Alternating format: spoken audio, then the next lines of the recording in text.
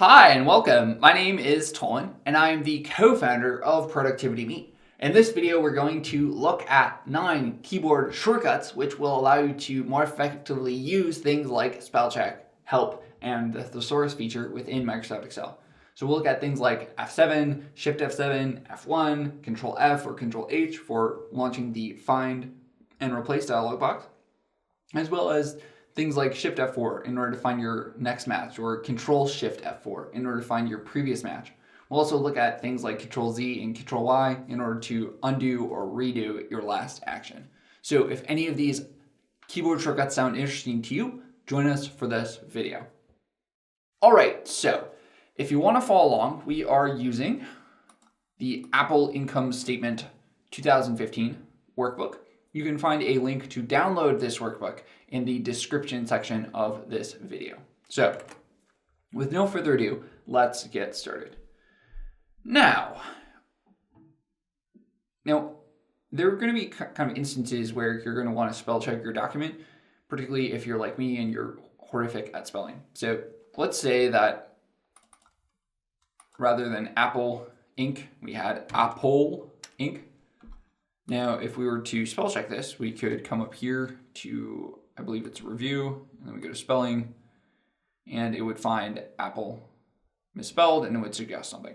But what I prefer to do is I prefer to use the keyboard shortcut F7. Pressing F7 in any Microsoft Office program, including that of Microsoft Excel, would allow you to launch spell check. So I press F7, and it would find that misspelling. So we'd say change it, and then there are certain things that we also might want to change. So we could change things like statement, and then once it's done, it's done. Now, if we wanted to launch the Thesaurus document or the Thesaurus function, we could go ahead and do that. So clearly this should actually be Apple. We launch Thesaurus, maybe for Apple, by pressing Shift F7. Pressing Shift F7 would launch the Thesaurus dialog box, and there are no individual items suggested for Apple. What about this? What about statement? So Shift F7. Maybe not going to be that helpful. So what about income? We select income, Shift F7. It would suggest a series of options. Now, if you are thinking about using the Thesaurus function in Microsoft Excel, often I will just go to thesaurus.com, and this for me is a pretty useful resource, at least for English synonyms. And if you wanted to look up something like income, the Thesaurus website I find is pretty useful. So thesaurus.com is an alternative to coming into Microsoft Excel and using things like Shift F7. Now, we've talked about this before, but when we're on the topic of function key, you can press F1 to get help. This would launch the Excel help dialog box. There are generally 2 types of help. You can either search offline, so things like spell check might actually be one word, or you can go online and you can look for things there, and that will essentially search part of Microsoft's website and allow you a larger breadth of answers or potential resources. So if I have an internet connection and I decide to use the help function, I generally try to make sure that I am getting help from office.com rather than just my computer.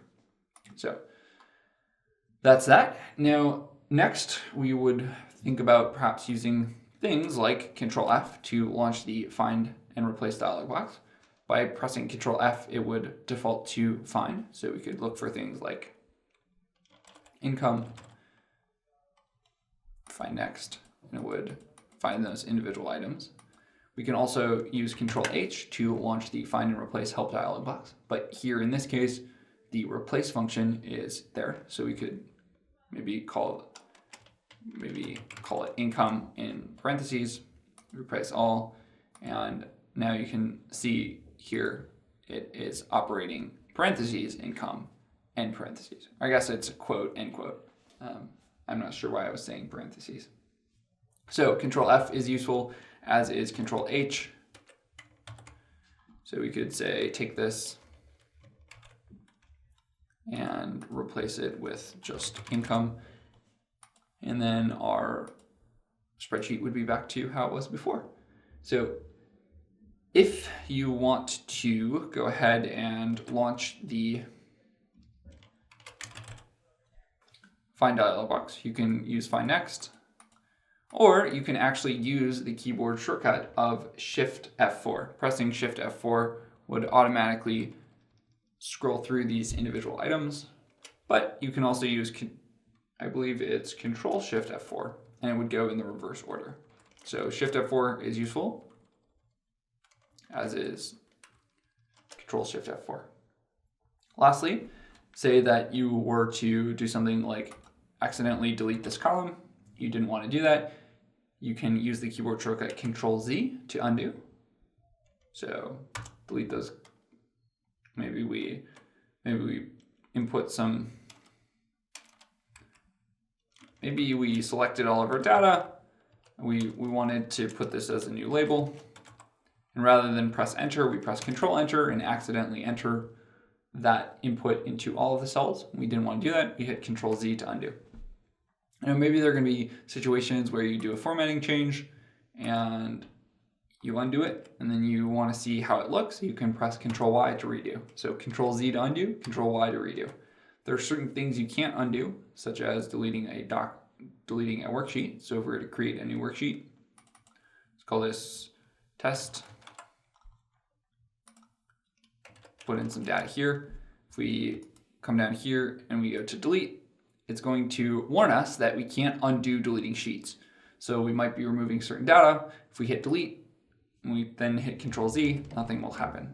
So that's one thing to be aware of. With that, in this video, we looked at F7 for looking for things like spell check. We looked at Shift F7 for launching the Thesaurus dialog box. We looked at F1 for launching the help function dialog box. Ctrl F for find, as well as Ctrl H for find and replace. We then looked at Shift F4 for finding next, or Ctrl Shift F4 for finding previous, and then Ctrl Z to undo, and Ctrl Y to redo. In the next section, or the next video in this series, we'll cover 10 keyboard shortcuts, which will allow more efficient copying and pasting within Microsoft Excel. So join us for that next video, and we'll see you again soon. As always, thanks for watching.